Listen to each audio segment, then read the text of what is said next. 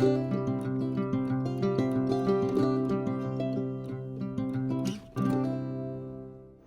morning.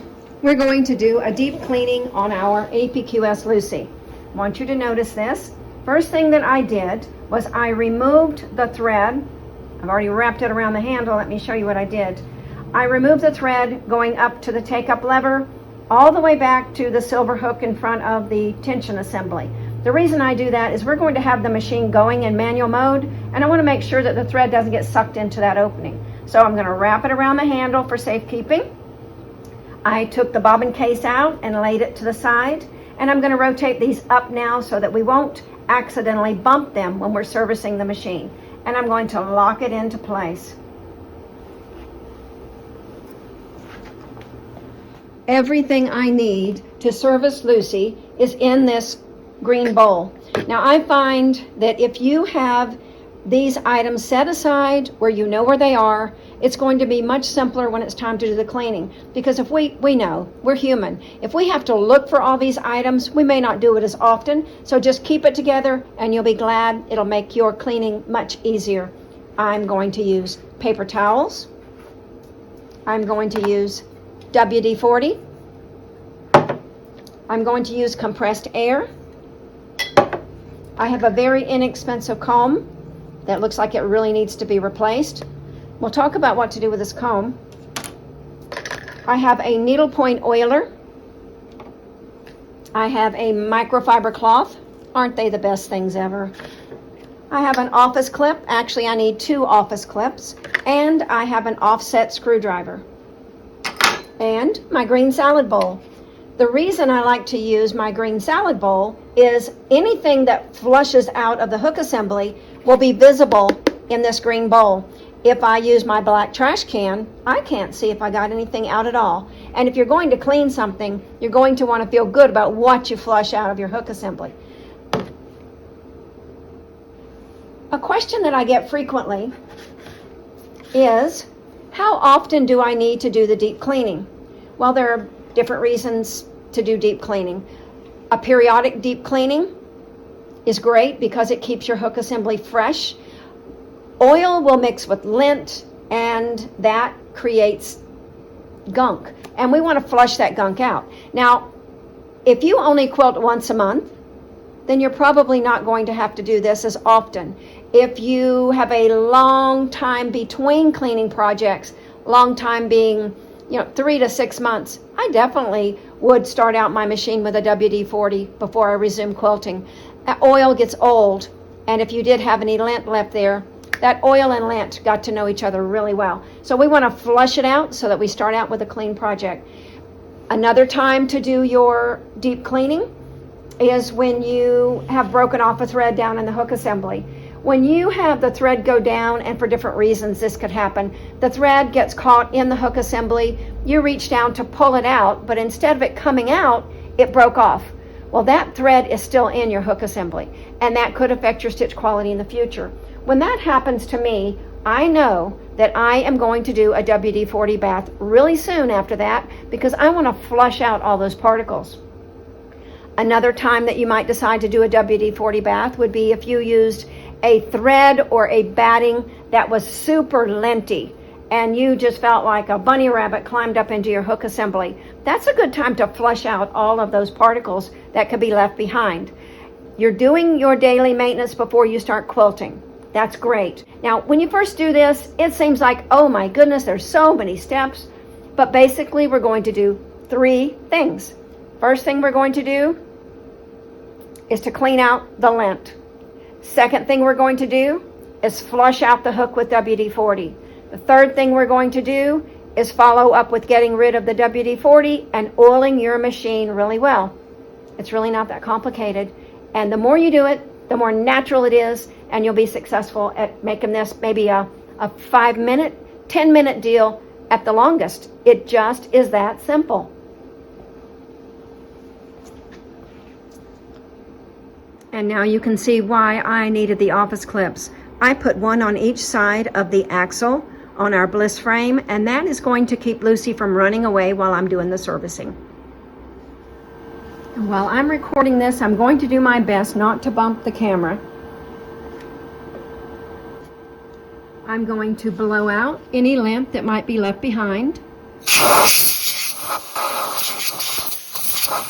Here we go. I'm placing my green bowl underneath the hook assembly. And I'm going to spray directly into the hook assembly. The bowl is catching the dripping, and I can let this bowl go right down to the floor now that I have flushed most of that out. I'm going to turn on my machine, and I have already turned the speed way down on Lucey. The stitch regulator is off. Okay, I'm going to slow it down just a little bit.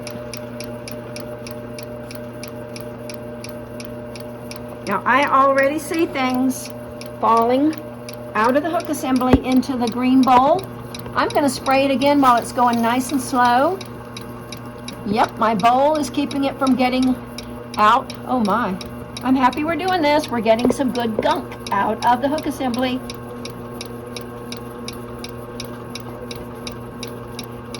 Now I'm going to turn off the stitching, and I'm going to let that WD-40 just run down and drop in my bowl.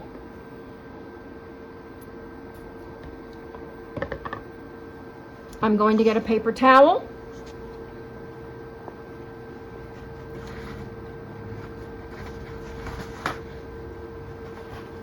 And I'm going to wipe every little place that I can reach.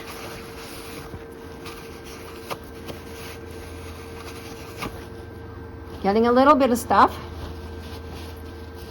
And I'm going to make a little bit of a point with my paper towel and really get right in there into the bobbin basket.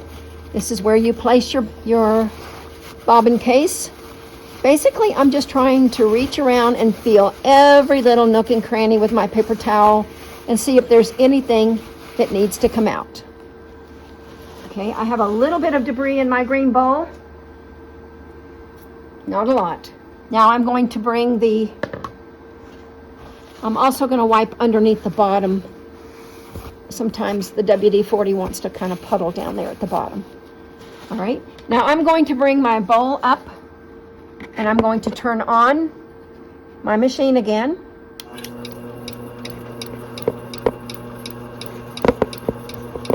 Lucey's doing really good here. I'm going to speed up the machine, and my goal is to sling out any of that WD-40 that's left in there. Everything looks good. Slow it back down. And turn off the stitching. Okay, that looks good. I'm going to use my paper towel again and wipe around that bobbin basket and the hook assembly. That looks great.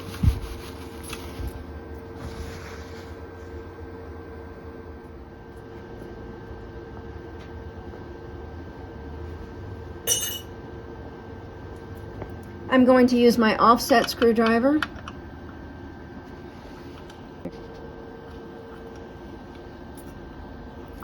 Loosen all 4 screws. Kind of awkward to do with the camera here. Forgive me if I get in your way. There we go.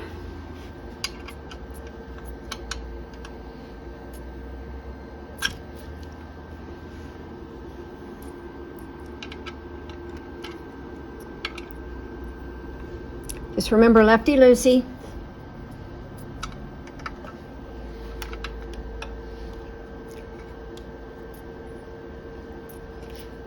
Now, if this is the first time that you've undone your throat plate, you might notice it's a little bit difficult to get those screws loose. Be sure that you use a screw that has the correct size end to go into these screws, because if you strip that out, you won't be happy.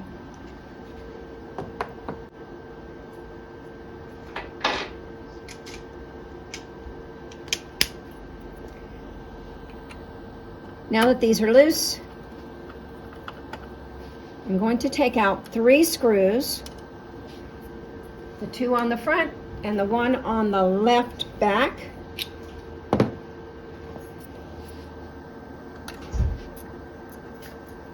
I'm going to leave the 1 on the right back in the throat plate. I'm not going to remove it. And this is important for you to know.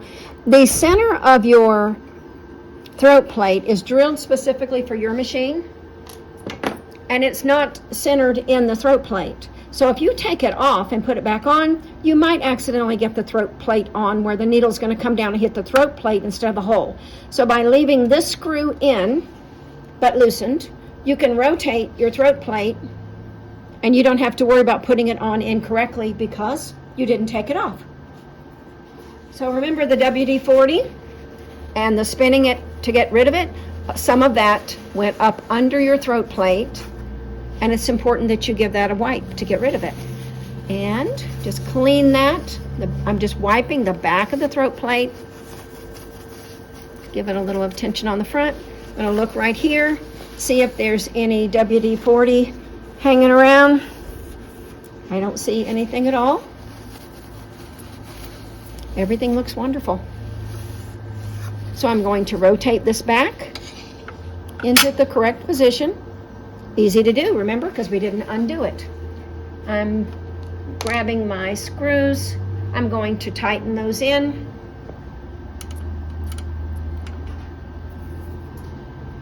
And then we will be ready for the next step. And when I put the screws back in, I'm going to use my offset screwdriver in just a second to be sure that I get it tightened down. This is just to get everything started in there. Get the screws in. Tighten that down. Now I'm going to use my offset screwdriver. And remember, it's righty-tighty.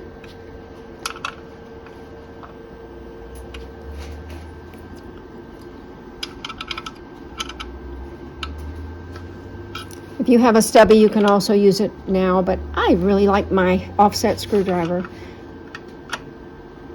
Wonderful. Okay. Throat plate's back on. WD-40 has been flushed out and wiped away. We're finished with that second step. Now it's time to replenish the oil in our hook assembly. I'm going to use my needle point oiler. When you received your machine, you received a large bottle of oil. So I just use that oil to refill my needlepoint oilers because I'm more accurate when I'm using the needlepoint oiler. So I'm going to put the needle on the needlepoint oiler right on the silver lip on the left lower quadrant of the hook assembly. I'm going to squeeze and I'm going to watch the oil. Now if I get a little too much out there, that's totally okay, because I need to replenish the oil. I'm not going to go straight to quilting a quilt after I do this. Now I'm going to do needle up, needle down. Make sure that oil gets moved around. Sounds really sweet. And I'm going to give a little more oil. We removed all the oil with our WD-40. So I'm going to be very generous with the oil at this point. Whoop, not what I meant to do. Slow and easy. Don't want to spin the oil off. So let me turn my motor speed down on my machine. When I turned off the stitch regulator, the dial now represents the motor speed, and I want it to go nice and slow.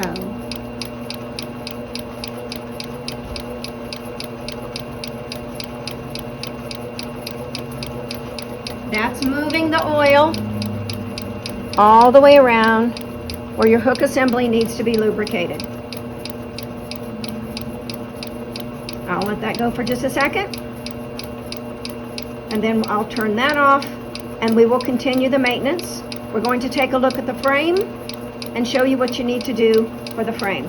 Your hook assembly now is in perfect order. Your bliss frame is super easy to maintain. You can take a microfiber cloth, fold it, place it inside the wheel, move back and forth, and if you have any dust or debris on your wheel, that's going to remove it. Super easy to take care of. Seriously, the maintenance on an APQS is just very, very easy. I'm getting all 4 wheels with my microfiber cloth.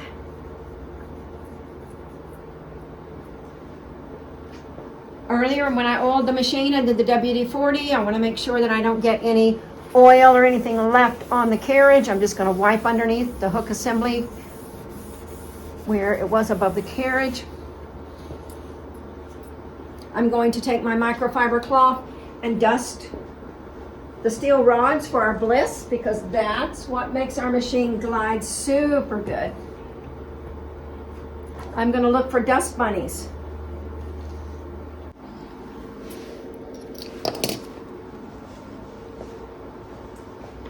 So I've cleaned the wheels, I've dusted the top of my bliss frame, and now I want to show you a place that you want to pay some attention to.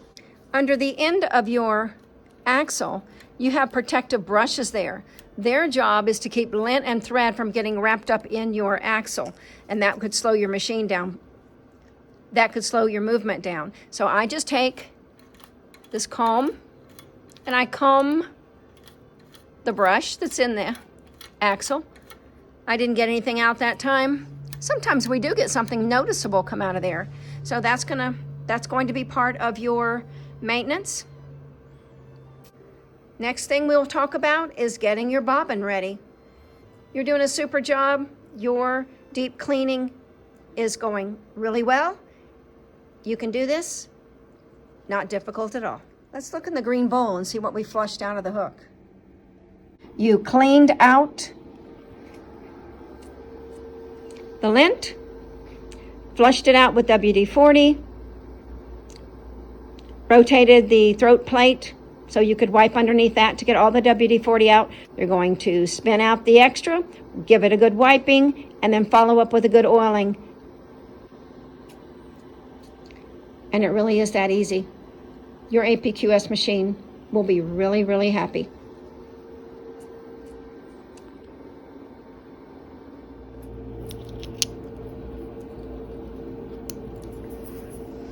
Well, very quickly, I want to talk to you about maintenance on your bobbin case. I'm using the Magna Glide bobbins in my bobbin case right now, and I'm going to take the bobbin out. I'm going to use a paper towel.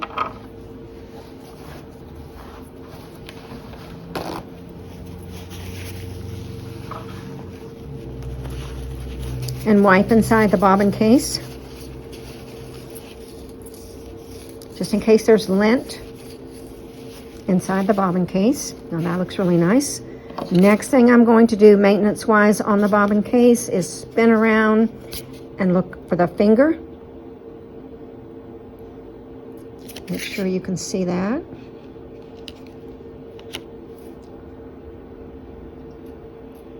Well, that looks good. We can look inside the bobbin case. That's nice and clean. I cleaned it out with the paper towel. Now the next thing I want to do is find the finger. It's located right here on the side, and I'm going to take a business card, slide it under the finger, and sweep out anything that could be under the finger. Oh, there is something there. I see you. All right, so we're going to sweep under that, and if there's any lint under the finger, that will get rid of it. So why are we concerned about lint being under the finger? This will keep the finger from holding your bobbin thread tighter when you tighten the screw. So if there's something under it and you tighten the screw doing an adjustment and you notice it's not doing any tightening, that's because you might have some debris underneath the finger. It's important for you to use something like a business card to swipe under the finger. Don't use a sharp pin or snips or anything like that, because you can make a burr on your bobbin case and then you would have thread breakage. So that's what we need to do to take care of our bobbin case, and that looks really good. Ready to pop it into the machine and stitch off a little bit, because remember that extra oil that I added, I want to be sure that I don't transfer that to any real quilts. So I'll have my little ugly quilt, I'll stitch off, and then I will be ready to begin my day of quilting, knowing that my machine has received all the TLC it needs to be stitching beautifully. Be sure to give us a thumbs up. A comment would be nice. Be sure to subscribe so you're notified every time we release a new video. Thank you and have a wonderful day. Bye-bye for now.